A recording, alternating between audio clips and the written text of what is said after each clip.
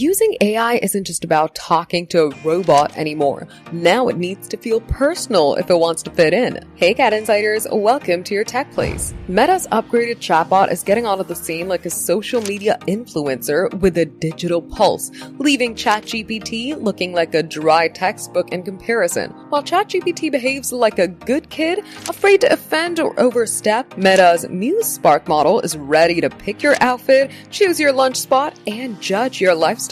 When you compare the two, you'll instantly know which one's got social media roots.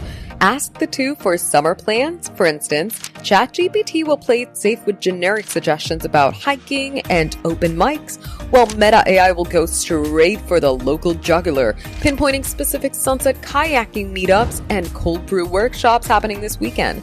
It's not just searching the web, it's reading the room. And on the fashion front, ChatGPT dressed a user in a safe yellow boardwalk outfit that screamed tourist. Meta AI went for the throat with tennis score, decking them out in a double-breasted suit in a racket, because that's what the fashionistas are buzzing about right now. It doesn't just suggest, it asserts. When a user couldn't decide between working for a home or a cafe, where ChatGPT offered a pro-con list, Meta AI checked the weather, looked at the maps, and told the user to get outside and grab a latte. Even when it comes to generating images, both chatbots give a completely different vibe. ChatGPT's pictures scream simple and straight, and then Meta's are bold and a little bit sassy. So if you want a neutral assistant, stick with ChatGPT.